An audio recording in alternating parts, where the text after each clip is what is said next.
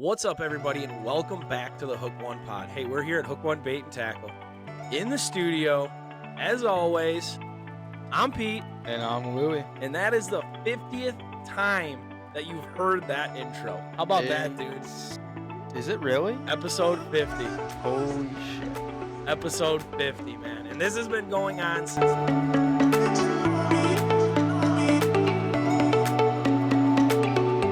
What's up, everybody, and welcome back to the Hook One Pod. Hey, we're here at Hook One Bait and Tackle. In the studio, as always, I'm Pete, And I'm Louie. and that is the 50th time that you've heard that intro. How about that, dude? Is it really? Episode 50. Holy shit. Episode 50, man. And this has been going on since 2021.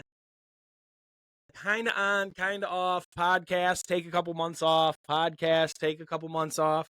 Get into the rhythm of it. Dude, we're here. Yeah, this is nuts. We're on YouTube. We're anywhere you podcast. Spotify, Stitcher, Apple Podcasts, Google Pocket Casts. It's just nuts, dude, how far we've come. We're on YouTube. We've got edits. We've got visitors now. 50 freaking episodes, man. I didn't even know it, to be honest with you. I know. It still feels like episode 21. You know, it's crazy, man. It's crazy how fast it flies. And like the last two episodes, we had guests that were super cool. I think the next two, we've got more guests coming on. So that's been super cool. So yeah, it's been pretty crazy, brother. 50 episodes. It has been. That's 50 episodes. But I really feel like, I will say this. That's almost a year. I know. If you do one a week. Yeah. We were not. So No, it's like but 2.5 years. We almost had a full year worth of podcasts. And you know, the thing is like, I feel like we're just starting to like get traction too. Like going on YouTube and being able to see you guys and show you what we're talking about, show you the guests we're talking to. And, you know, Louie and I aren't just mystery voices anymore. So I think being on YouTube is really going to help. But like you and I are just kind of starting to come into our own. Like we can actually sit down now and it's not like so structured and so, I don't know. It seems like now it's more free flowing. Yeah, like you don't have to sit down and talk about one thing for an hour. No, because the whole goal behind it was to show people like what our shop talk really is, because like what we talk about and like what us and our friends and our customers talk about in the shop, like I almost wish we just had a camera that was in the shop so we could just post that stuff. I mean, we do have one for any of you sticky finger bandits that want to come in here. It probably wouldn't be a good thing. We've only got about 7 of them. But I'd love to get decent audio and stuff. I think it'd be hilarious to do that one day. And one of our podcasts, I will say, we've been talking about this for a while, but we finally have the technology and the ability to do it. We're definitely going to do one of the roundtables where we go on Facebook Live and we answer questions and we take all this stuff.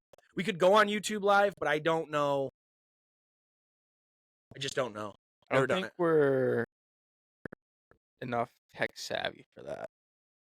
Maybe you are. Maybe you are. Yeah, I was going to say, give me some time on YouTube and I'll figure it out. I'm tech masters out there like, you fucking idiot. But yeah, not me.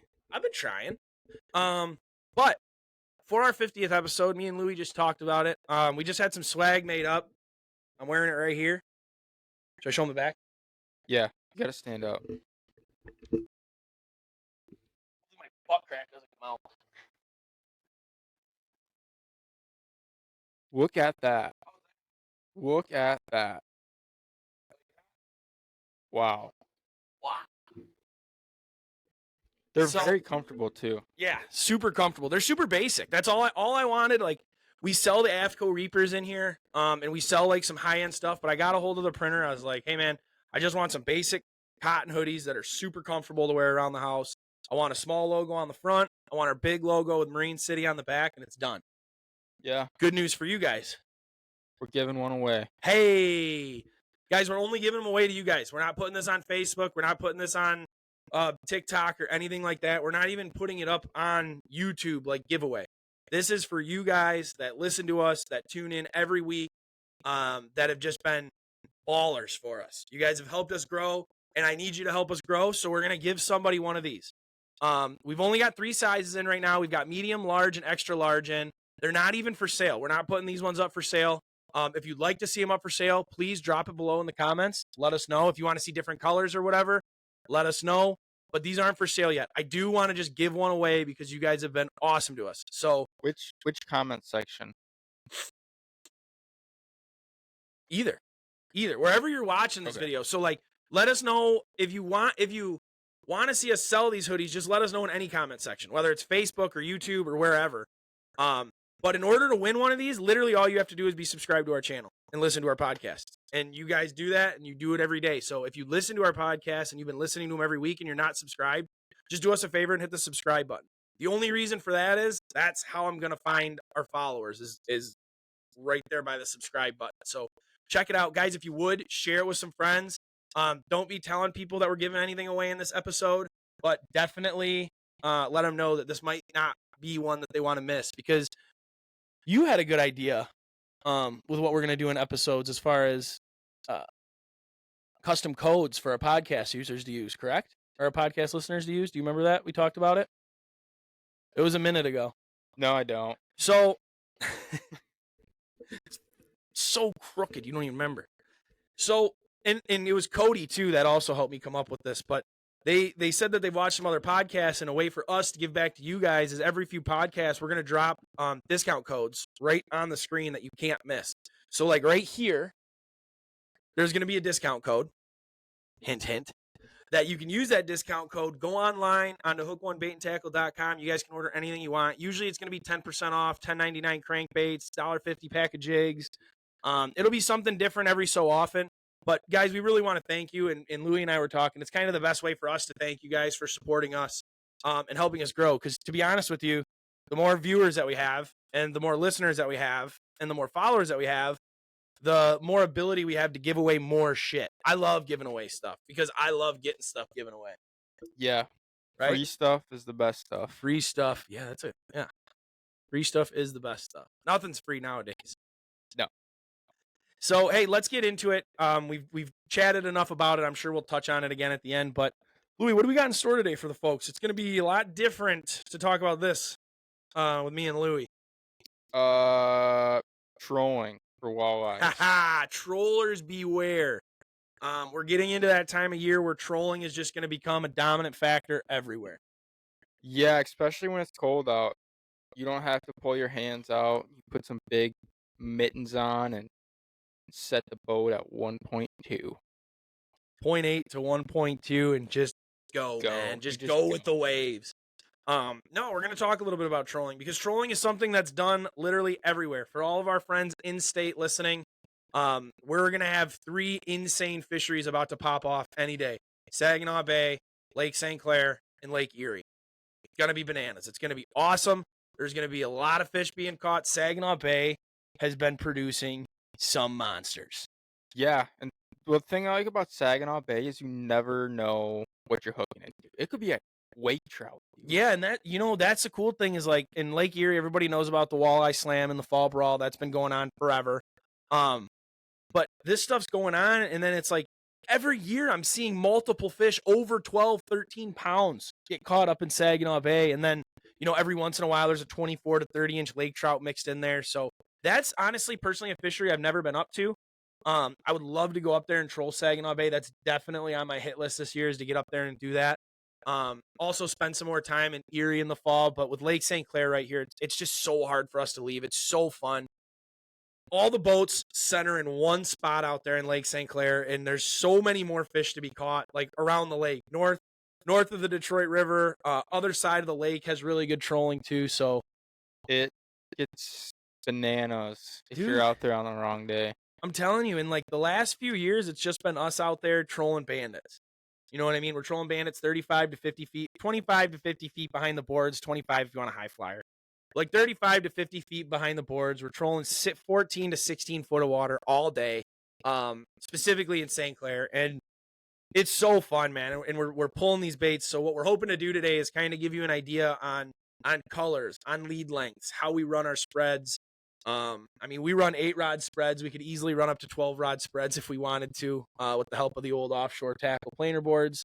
So let's get into it, bro. What are you getting excited to do? You want to try new baits? You want to You want to try new spots? Are we going to Lake Erie and spending a weekend down there? Are we going to Saginaw Bay? What is the trolling season looking like for us moving forward? Um, honestly, it's kind of open. Yeah. Like we definitely going to Lake St. Clair as much as we can. That's never gonna change. Mm-mm. Lake Erie, I'm gonna try and get down for at least a weekend or two when it really gets good.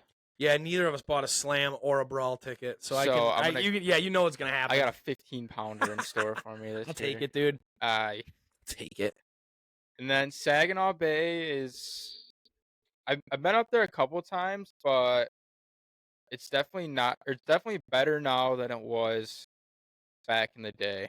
So I definitely got to get back up there. And the limit's 8 up there. Yeah. Yeah, that's crazy to think about. And I always forget that. Like, I'm willing to bet if you and I were to drive up to Saginaw Bay, if it didn't like come in up in the truck or whatever, if we were just probably groggy eyed zombies driving up there anyway, early in the morning. But yeah, if we didn't bring it up, we'd get like our 6 fish a person in the box and be like, all right, time to head home. Oh yeah, you still got 4 more to go. Yeah, but that's not even really talked about because it's like that's how good that fishery is up there in Saginaw. Like I try to explain it to people, and we talk about how good of a system that we've got that we're between Lake Erie and Saginaw Bay. Lake Erie, you're not catching or keeping 8 fish a person. No, you're gonna catch. And there's probably less fishermen up there. You probably get more guys going down, but I mean Saginaw Bay is huge. People don't realize that either. Yeah, it's massive. Yeah, there's a lot of big fish to be caught. Saginaw Bay is definitely going to be an exciting one. And what's funny is like I keep talking about how excited I am for the Lake St. Clair bite because like me and Chase were talking about it. We're going to spend a full day out there just jigging. Like I'm not even bringing a trolling rod. I'm not bringing a board. I just want to go out there and jig and cast. And if I don't catch anything, then I don't catch anything. Lesson learned. But since this is a trolling episode, it's so hard, dude. It's so hard. It's such a good topic, and we've got so much lined up. But I just want to talk about jigging. Yeah, we're jiggers at heart. So what kind of setups? Let's get into it right away. What kind of setups we're running? So like if you were to get into this, we'll get into kind of if you're a beginner getting into it, what you need to set up for it, and then we'll just start getting into all the BS along with it. You want me to go first? Yeah, go ahead. I mean, we run the same stuff. You run different rods though, I think. Okay, so I run. Yeah, go ahead. You start first. I have the Okuma Coldwater 203s, the D's, I think. Yep. And then the Okuma. What, the cold waters? No, the rods. The classics. Nope. Aren't they the gold ones? Yeah, they're the Dead Eyes, I think. Yeah, the Deadeye classics. Yeah. Yeah. Not just the classic. Because the Right, classic ones are gray. Yeah, you're right. And then 12-pound Suffix. Is it mono? Or fluoro? It is. It's mono. That's what I thought. Keep going. I'm going to grab the packs of mono so I can show the guys something. What do you want me to talk about? Run bandits for the most part. I run Husky Jerks. I don't run any P10s. I'm not a big P10 guy. Flicker Minnow 11s. But the only thing I have realized in the wintertime is you want the bigger the better for baits. Especially when you're going after bigger fish. So like bandits are a big bait. Yep. Flicker Minnow 11s are a big bait. I mean, P10s are popular. Those are a big bait. The Bill Lewis baits are massive. Yep. But it seems like bigger the bait is, Buy them Bill Lewis's. you get a lot more hits on them. I would agree. And a lot of times it's because they're bait. A lot of the times it's because their bait that they're chewing on this time of year is bigger bait, right? They're eating the shad. They're eating those big perch that are in there because they don't want to eat a lot. When winter rolls around, they're God, what's it called when it's easy to get skinny? Metabolism. Thank you. It's when your metabolism is like they're not going as fast, so they want to eat less meals but big meals instead of eating a lot of smaller meals because they don't want to move as much. But anyway, Louis basically nailed it eventually. Yeah, we got it. We got I know this. I kind of put you on the spot, brother. I was not ready for that. So we run anywhere between 7 foot. 7 foot's fine, but we run anywhere between 7'6" and 8'6" planer board rods. I've got a couple Fox Rivers, a couple Icons. Louis got the Okuma Deadeye Classics, like he said. I run the Convector 20s. Go ahead. Mine are 710. Yours are 710. Yeah, but I use mine for everything. So right. So like, I do the same thing. So I run all the same size rods. Now when we're on Joe's boat and there's other guys that do it, and I do like it. You just have to make sure that the people on your boat are paying attention. So like Joe will run 2 8'6" rods in the front for his outside boards, and then he runs 7'6" rods for his inside boards. And it's nice because it keeps the rods completely out of each other's way in the first place. But Ben, what are you doing? But so we run all 6 foot rods. 6'2". It's not a strong brother. So guys, we're running 7'6" to 8'6" medium trolling rods. I run some the Fox Rivers and St. Croix. We're all running around that size 20 trolling reel. You don't need anything crazy big, taking up a ton of room. So those are what we run with. I roll with 12-pound big game monofilament line. Now this is where Louis kind of got confused, and we even got confused. So if you go into the Precision Trolling app on your phone, do you have your phone on you? Yeah. If you go into the Precision Trolling app on your phone, it's going to tell you what kind of line it's using. Now, I know this is super minor detail, but guys, it's super important. So depending what kind of line you have, this is a Berkley XT from Trilene. And hold on. And this is a Berkley Solution. So Louis is going to kind of show you what we're talking about. I know the camera's back there now. Yep, good. So, yep. So you can see right there, it's got 10-pound Berkley XT. Good. Now, the reason that that's important, guys, is because there's a really small number right down here. It's under the length. It's under the length, and it's a really small number. There's no way you're going to be able to see it. This number here reads 0.008 inches. That's the diameter of this line. Now, that's important to remember because now this one is 0.01. So this is 2/100ths of an inch off. And I know that seems like it makes a big deal, but guys, monoline floats, and the thickness matters because the thicker your line, the more it's going to float. So the more it's going to lift your bait up into the water column. This is the part that gets a little technical. Yeah. Because we learned this the hard way. And Joe, we all had line on, and our baits were running different depths. And the more line you let out, the more that's going to affect it. So if you're on a fishery like Lake St. Clair, it might not be that big of a deal. You're fishing 40 foot of water. Yeah. Now you go to Lake Erie in the spring and you go to fish 50 foot of water and you've got 90 to 100 foot of line out. Guys, I promise you that's going to make a difference. Now, whether it's only 3-4 feet in the water column that your bait's running, we're trolling these fish in cold temperatures. Those fish aren't going to come off 4 feet. You want the bait right in the strike zone. Yeah. I mean, that 1 or 2 feet could make a difference between a lot of fish or a couple fish. Yeah, or if you're tournament fishing or you are brawl fishing and you know where those big fish are sitting, if they're sitting either suspended in the water column or bellies on the bottom. Well, if they're sitting bellies on the bottom, you're not going to be on the bottom because your bait's going to be 2-3 feet off. So you might be catching the 18 to 20 inchers, and there might be a 30-incher right under your bait. Yeah. So it's such a tiny number. This one, it's even smaller to see, but it's on there. So when Louis brought up that Precision Trolling app and it said 10-pound Berkley XT, it's right here. It's a thicker line. This is a thicker, more abrasive resistant line. And guys, if you want to look into more on that, please, I don't really want to get into it in this episode. I did a whole shop talk on our YouTube, specifically on line, braided line, fluorocarbon line, monofilament line, and then the 2 different types of monofilament line where you've got the extra tough and then you've got the extra smooth. And there's differences between them. So just go over there and check that out if you're a nerd like us and you're interested in that. If you don't really give a shit, then just take it for what we're saying and buy 10-pound Berkley XT to put on your trolling rods. Yeah, that's probably the easiest way to do it. That's probably what I would recommend. Yeah. Why do we run mono over, say, like a braided line or anything like that? What, like, besides for the Precision Trolling app? Because your boards won't unless you have a Sam's Pro.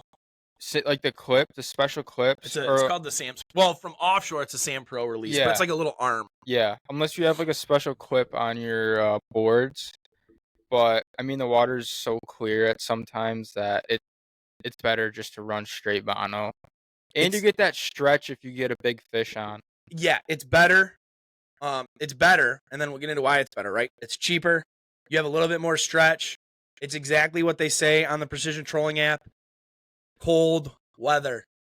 Nobody thinks about this a lot, guys, but think about it. If you're running braided line holds water. For any of you guys that have been out jigging, I just couldn't resist.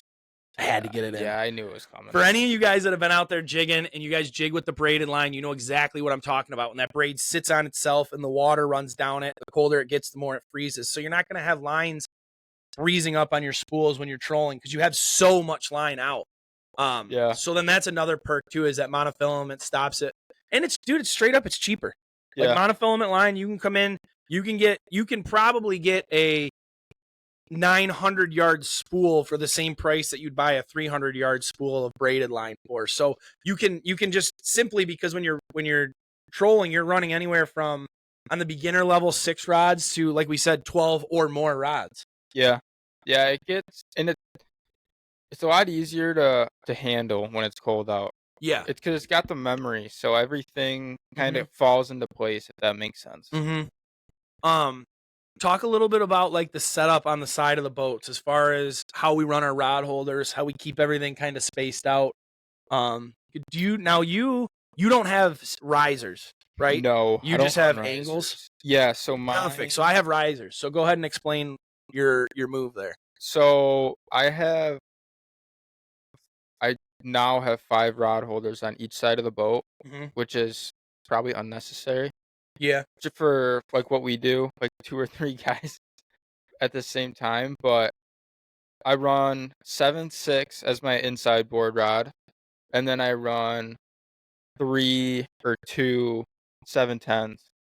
So you got your 2 longer rods towards the front of the boat, farther towards the front of the boat, if that makes sense. And they're going to be angled higher. And then each rod that goes down is going to slowly tilt down. And then by the time, if you're running enough rods, your very inside board rod should be almost flat. That makes a ton of sense. So like for mine, mine have risers. So what that means is like my inside rod holder would be here, my second one would be here, my third one would be here, my fourth one would be here, and essentially it goes up as you go up the boat. And the reason for that is the same thing. You want your outside boards to be the closest to the front of the boat, and you want that rod the highest in the air, because that board's going to be the farthest out. The next one's going to go in the third slot, because it's the third farthest from the boat. Second, and then first, right? Yeah. And to me, that took it took me a long time to kind of figure it out, especially being a beginning troller, because you go online and you see, limited out 35 to 40 foot back behind the board, 10 foot of water, blah, blah, blah. And like for me, it was always like, well, how far out do I let my boards? Until I realized it's not rocket science. I was overthinking it. The amount of line that you let out after you clip your board on, the only thing that amount of line is going to do is keep your board spaced out. Yep. So what I'll do is, especially for beginners, when you have that line counter, watch that line counter and just keep your board spaced 30 feet apart, 35 feet apart. So your first board goes out to maybe 200, your next one to 170, your next one to 140, your next one to 110. And that way, everything is spaced out about 30 feet, which is going to get us into our next kind of thing with running the boards, and that's going to be how you run your baits. And now for our group of friends, this is a pretty big debate, really. Louis, do you run your baits shorter leads to the boat, shorter leads closest to the boat, or do you run your deepest bait closer to the boat, which means a longer lead? I run my shallowest bait next to the boat. Hey, you bastard. Here's the thing, dude. Theoretically, it makes a lot of sense. If your baits are spaced out, when that fish bites, it's going to pull the board back to the middle. So the fish should come up the middle. 75% of the time, it ain't coming up the middle. No, and that's, yeah. So the theory is to have your deepest baits running closest to the boat, because if you have more line out, your bait's going to dive deeper and it's going to stay away from the spread. Now, again, especially when you're running different baits, if you've got some bandits out, some Bill Lewis's out, some flickers out, or whatever the situation is, if you have different baits running different depths, it's always tough. Always. Like, and we troll a lot, and we don't even have a lot of tangles. Like, I can confidently say that I can go out there and I'm not worried about tangling, but this specific topic always cracks me up because it's literally different for everybody. Different for everybody. You I've run it. talked to tournament.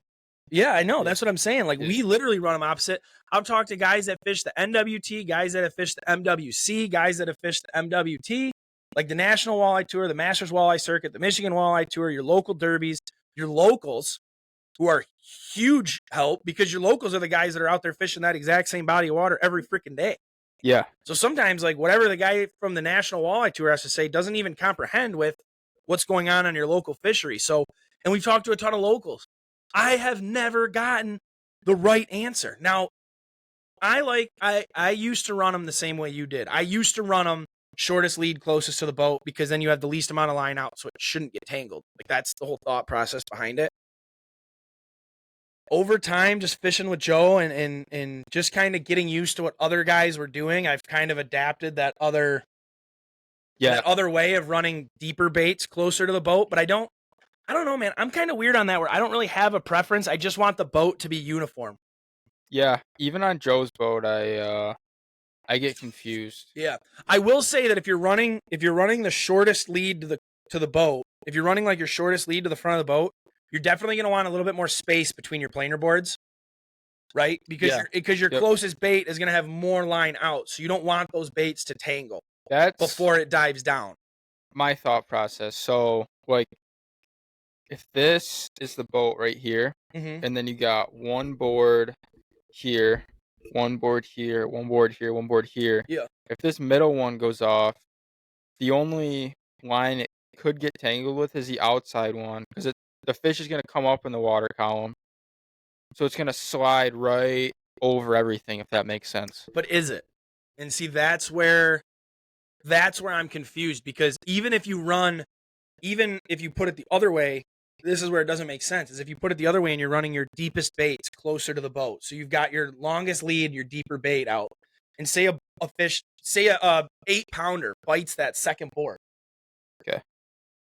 How many 8-pounders come up to the surface, right? They always stay down. They stay down all the way to the back of the boat. So if that fish is staying down, then what's stopping that deeper bait from getting tangled? So, like, I see it, like, I see why tangles happen in both situations. Like, there's no good way to get around a tangle's a tangle, dude. Yeah. When you're running 8, 10, 12 rods, like, it's going to happen every once in a while. Now, I'm not saying that this happens to us every day. It's just hilarious that this debate always comes up. You know, do you run your longer leads closer to the boat or farther from the boat? And you can see pros and cons from each side. Now, for me, I've found more luck with running deeper boards closer to the boat. I will say this, since this is a trolling episode, I do run them like you run them when we troll the river for salmon. Yeah. But that's the only way to do it. Yeah, because then the salmon are a different thing. They just go bonkers when you hook them. Honestly, they're swimming all over the place. Honestly, when you and Joe troll, I'll pop a middle board off, and it'll be not supposed to be in the middle because there's so many fish just getting brought into the boat. Boards are just getting let out. Boards are just falling into place. Everything's just trying to get let out equally. Yeah, when like the fishing gets crazy. And then you got the longest line in the middle, and then the shortest line second to the middle, and it gets nuts. It does. I mean, that's the thing is, like, when that starts happening, then sometimes you start, you know, like you said, you'll open, if the rod's in the second rod holder there, you'll open it up, let it drop back, put it to the third one, and now your leads are a little crooked anyway. Sometimes when your boards don't pop either, you're pulling some boards forwards, dropping some back. That's miserable when your boards don't pop. That's when it gets to be a cluster because boards are coming in, boards are going out, boards are popping that aren't supposed to pop. Yeah. The fish is still on. It gets crazy. Yeah. But yeah, that's always interesting is when I jump on a new boat or I've got new guys in our boat fishing and they're letting out leads. I'm always kind of stirring the pot, like, hey, you putting that one closer or farther back? And then let the rest of the boat start giving them hell. Yep. But it's always 50-50. What have you know? I mean, we talked a little bit about speed. We're in that 0.8 to 1.2. And that's deceptive, right? Like you put your bait in the water and it doesn't even really feel like it's moving. I actually got it in my notes on my phone because I forget. I know it's actually a really good notes section that's in there, but usually we're moving like 0.8 to 0.2. And guys, this is something that I'm going to say that also goes to when you're crawler harness fishing and fishing spinners. Don't just flop that boat over the side of the boat and see the action on the bait, especially if there's current. It's not showing you anything. Yeah. Once you get that board in the water or that bottom bouncer in the water and there's some resistance and then the bait's behind it, that's when you're going to get that bait's true action. So if you're going 0.8 miles an hour and you flip one of your bandits in the water, like, yeah, it's not going to work because especially, I guess I should say like Lake St. Clair, you know, a lot of the times if you're down, we're fishing a current. We're going with the current and then occasionally we'll go back into it. But if you're going with the current, that bait's not going to be acting the same as it would if it was hooked up to a board. So focus more on what the speed on your graph says. Don't worry so much about like what your bait's looking like when you flip it over the side, because like I've noticed that in the river with crawler harnesses. If I wait for the crawler harness to spin on the surface, I'm going way too fast by the time it gets down there. Yeah.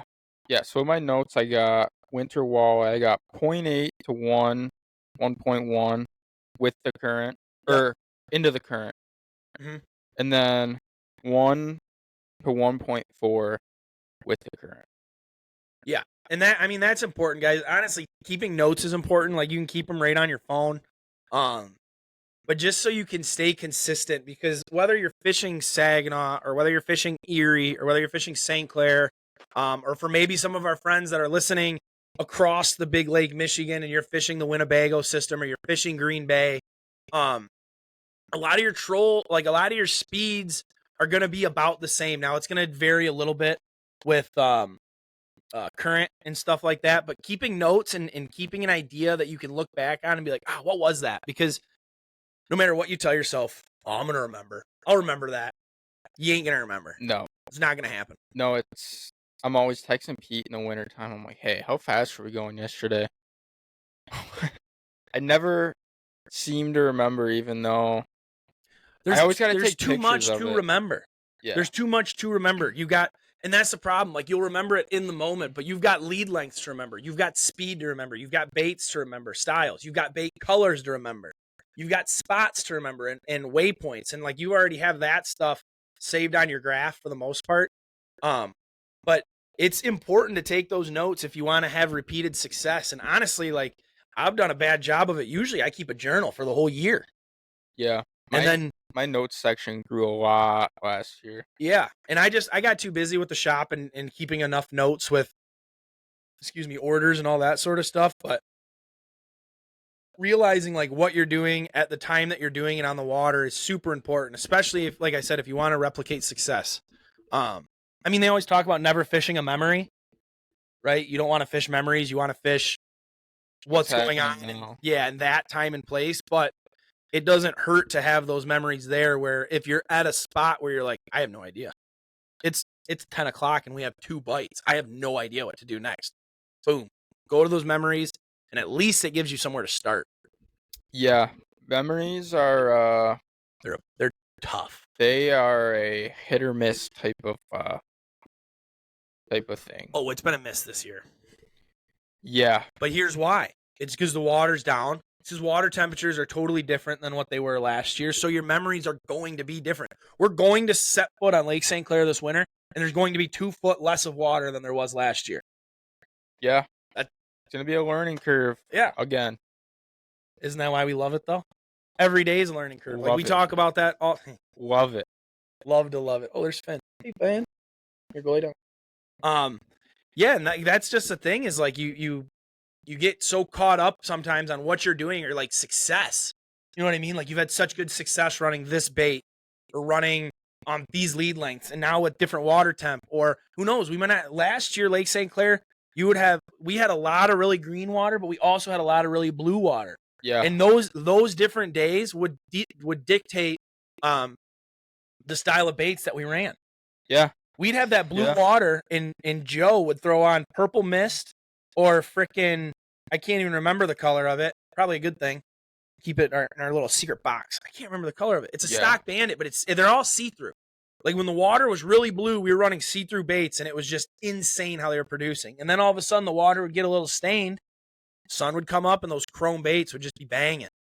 And then the sun would go down, and you run those darker profile baits, and they'd be really good. So, that's going to be another thing you're going to get out there, and that kind of changes every day in the fall. Yeah, I mean, winter. Joe had a couple colors this year that just blew. The Joe Blow. Yeah. That bait fucking good. Outfished me every single time. It's good. Orange was insane. Yeah, they didn't put orange on it. Orange was very good. I mean, the Nemo was putting fish in the boat. Shout out, John. Yeah, that changes Nemo every year, though. Yeah. I think it was like purple, and then it was red one year, and then it was white. Purple was good for us last year. That purple mist, like the stock band, it's just so funny. You go out there. Purple Nemo. Dude, we spend all. Yeah. We got an 8.5 pounder on Purple Nemo. Back to back, 8.5, and then 8.25. Yeah. Yeah, it's crazy too because it's like we spend all this money on custom crankbaits, and like obviously we push a lot of our custom crankbaits because they're very unique and they're sweet. And we push a lot of our custom crankbaits, but those stock colors, dude, they just don't die. Never. They just don't die. Redhead, that stupid redhead white body. It looks like a candlestick. It looks like a pike bait. Yeah, it literally looks like a pike bait. It would smoke walleye. Every time we got it in stock, we'd run out. And you have people coming in, hey, you have that bait? It's all white with a red head. I'm like, no. I think it's literally called redhead. Yeah, I don't think there's one up there.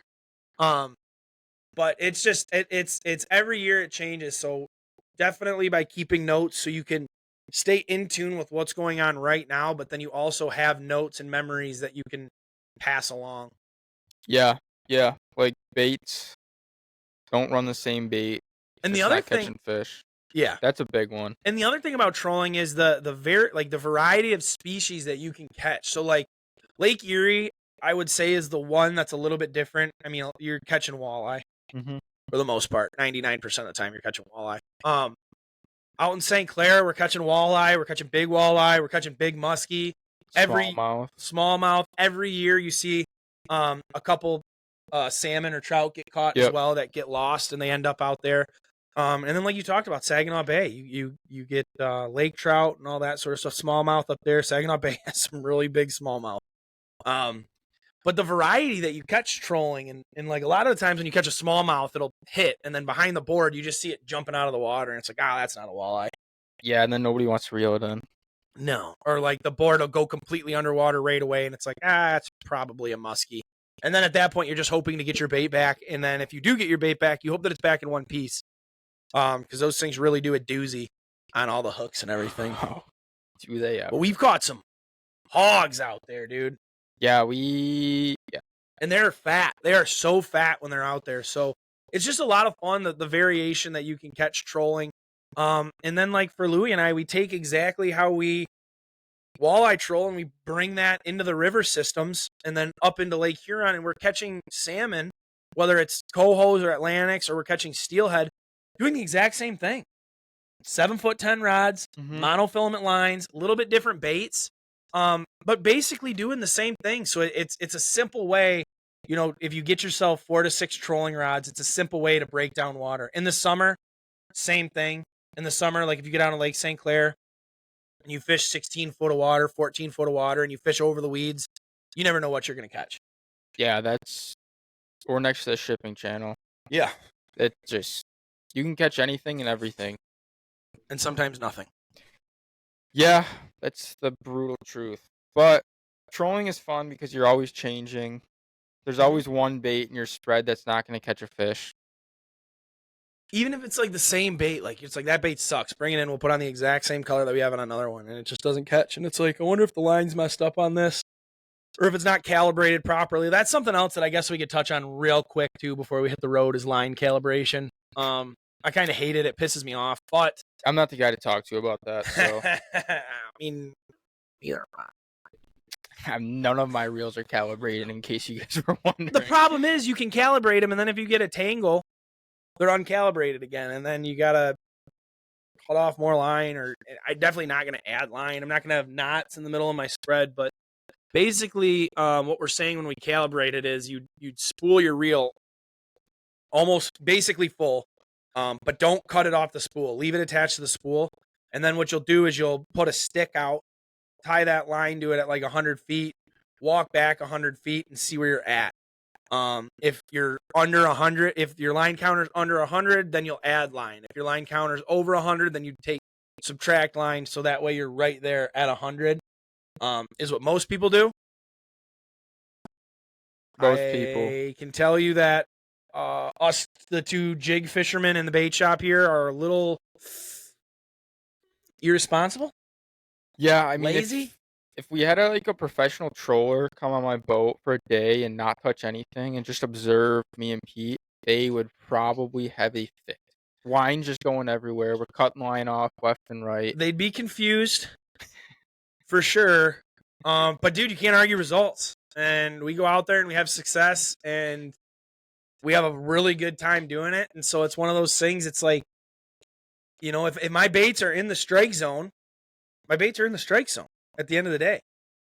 Yeah, I mean, so it's one of those things. I mean, honestly, I do like to try and calibrate mine every year, but I mean, like I said, once you start getting snags or breaking off or tangles and you start losing line and all that sort of fun stuff, then how about Finn? Keep trying to get in this podcast. Yeah, Finn, what's he doing down there? Finn, you can't be in this podcast. He's in it. There's his nose. All right, get out of here. But it's really not a bad idea. It's how to know that you're here. Sit down at least. It's how you know that you're at least in the strike zone. And you know that fish are gonna bite. That's the one thing I will say, Louis. How frustrating is it when you're out there trolling and you're not getting bit? Very, because there's nothing you can do. Well, where do you start? Like jigging, it's easy. You fix your cadence. If they don't bite, if you don't change your cadence, then you change your color. With trolling, there's speed, there's color, there's lead length, there's a whole bunch of stuff that goes into it. So where do you kind of start when they're not biting? Speed. Speed it up or slow it down. If I'm not getting bit in the first half hour, I'm speeding up, slowing down, turning, going deeper, going shallower. But trolling is nice because if you're not marking anything, you're not catching any fish. You need to rely on your graph a lot. Yeah, I'm kind of torn on that though, and here's why I'm torn on it. Because when you're in Lake St. Clair in 14 foot of water, how wide is our cone? I use side scan. Thank you. All right, I'm in. I like that. You definitely want to be marking fish. So like side scan, you can see if there's at least fish out to the side. So if you're running 2D, sometimes you're not going to mark those fish. We talked about it before. I run like a 50-50 on my screen, so I'm running 2D and side scan, so I can see eventually what my boards are running into. Right, and the thing is with 2D, like, it's not going to lie to you. It's going to tell you if there are fish down there, if there are bait down there. But because of where your boards are running, sometimes you just won't mark the exact fish that you're catching. But Louis is right. If you're trolling and you are using 2D and you're not seeing any life and you're just marking a white screen and sand on the bottom, maybe it is worth a move. Yeah, it's because you don't have to go far most of the time. No, but you can't stay. You can just troll your way out deeper, troll your way in shallower. Sometimes it is baits though.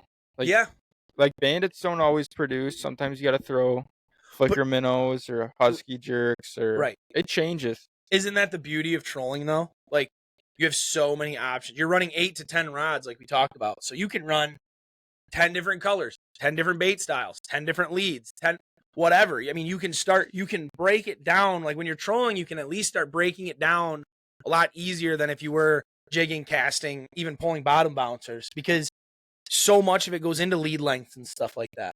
Yeah, what I like about trolling is you can take what you learned last year and kind of throw it into this year. Like the same baits are going to be better in cleaner water. Correct. The same baits are going to be better in dirtier water. Like there's baits that stand out in certain water colors, if that makes sense. Right. So as much as some things are going to change, others are going to stay the same. Yeah. Yes. 110%. I'm glad you said that too, because that is true. Like if the water's dirty and it's stained, I'm running bait number 5, Raspberry Jubilee Bandit. I mean, it's just, it's one of those colors. It's good in dirty water, whether it's Saginaw, Erie, St. Clair. you're going to run that bait. If it's clean water, I'm going to throw on some of those see-through baits. It's what I learned last year. It's a no-brainer. Yep. Yeah. Like last year, you always had to have a flicker minnow out almost every time because it was always catching fish. But it wasn't every color flicker minnow. No. Shout out to our Canadian friends for that. Yeah. Another random shout out. We had a couple Canadians come in and they were like, "That's all we fish over there," and it's like, that's nuts because everybody that we talk to, it's bandits and husky jerks. Bandits and husky jerks. Yeah, husky jerks do work. Husky jerks are slayers. The money badger was a slayer for us last year, even in the winter. Yeah. That fire tiger one was a good bait for us. So I think that's one thing that I'm excited to do this year. And I know Louie always gets pissed off at me, and sometimes the other guys in the boat do too. Like, you're always running different baits. Honestly, my side usually catches less fish because I'm doing that. But I want to see if they work. You know what I mean? If the one side of the boat's going off, I've reeled in enough fish. Like, I've caught enough fish. Don't get me wrong. I love reeling in fish. But I want to see if this bait works. I want to see if this works. Because, like, what we talked about where, new bait coming out. New this, new that. The more that you can test that new stuff, the more you can kind of figure it out. Like, is it worth it? You know what I mean? Instead of getting caught up with the new, is it worth it? Is it worth trying this new bait? Or are we kind of set like these baits are kind of dominating right now? Yeah, I mean, I'm all for trying new baits, but that time of the year, I just love trying to get one giant boat. Yeah. I agree. And so, like, once you kind of figure it out, our St. Clair 10-pounder is getting closer and closer every year. I mean, we caught a couple over 9 last year that were damn close. Well, that's the thing. Like, me and Joe get so set in. Like, big fisher, 35 back on a bandit. Every bandit is 35 back, and it's like big fish. But that's okay. That's okay. Like as much as we talk about how trolling, you can run new things and run different things, guys. If you get on a program and you get on a bite, that's good. Change your colors, change your depth, match the spread. Have a whole school of fish swimming through them that look the same. Like, there's nothing wrong with that, and that's the beauty of trolling. You might be running 10 different baits with 10 different leads, and you might be running 10 of the exact same bait or very similar baits with 10 very similar leads that might only vary between 5 foot. Well, yeah. Once you get in on a bite like that, and that's what's so cool is, like, when you dial in a trolling bite, it is, like you said earlier, it is nuts.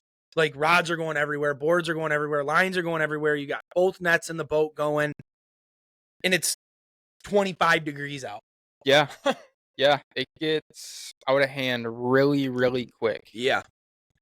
So, well, Lou, I think that was an awesome episode for a couple jig guys to get on and talk a little bit about trolling and hopefully get you guys in the spirit and get you guys ready to start trolling. Whether you're in Michigan, on Saginaw Bay, on Lake Erie, on Lake St. Clair, whether if you're outside of Michigan, trolling the other sides of Lake Erie, Lake Ontario, Green Bay, Mille Lacs, wherever you are, dial it in because the temperatures are dropping. We're going to be jigging. We're going to be casting here for a little bit. And then before we know it, it's going to be trolling time. Yeah, it's about trolling time. So, Louie, let the people know what's up, please. For the 50th time. Like, share, and subscribe. 50th time you said that. It's crazy, bro. 50 episodes. Time. Guys, thank you so much for tuning in this week. 50 episodes is huge for us. We've got more guests coming. We've got more giveaways coming. Hint, hint. If you want a hoodie, please subscribe. Please share it if we can continue to grow our subscribers and we can continue to grow our likes. Actually, dude, hang on. Let's do. All right, so subscribers, you can do this, but for our folks that aren't on YouTube, it's really hard for me to see your guys as subscribers. So if you guys want a hoodie, do me a favor. Email me your first name, your last name, and the size of the hoodie that you want to win. Let's do that. Does that work? hookonecharters@gmail.com. Okay. And you can email us first name, last name, and your size hoodie. If you want, add in how long you've been listening to us. It'd be super cool just to get some stats on that, how long you've been listening. And I don't care if this is the first episode. If this is the first episode you guys have hopped on, guys, thank you for hopping on. I hope it's interesting to you, and I hope you're going to watch a lot more. If you tuned in last week to watch our episode with Benny, and that's what brought you to our channel, or if you turned in the week before to watch Pat, and that's what brought you to our channel, That's awesome. I don't care if it's been one episode. I don't care if it's been all 50. You guys are really the true support of our show and our program and where we hope to go with this whole thing, you know? Yeah, exactly. Got big plans. Big plans. Got big plans, and all you guys are included. I'm telling you, the farther that we can go, me and Louie are firm believers in teamwork makes the dream work, and it truly does take a village. So if you're along with us, we're going to be along for you. I can promise that you won't regret it. So I think that's it, man. So let's wrap it up. For the giveaway, guys, if you want one of these Hook One shirts, we've got the big logo on the back. Shoot us an email, hookonecharters@gmail.com. Shoot us an email, first name, last name, the size of the hoodie you want. If you guys want to hear any topics, if you guys want to see any special guests, same email address or right down below. You can throw it in the comments. Comments?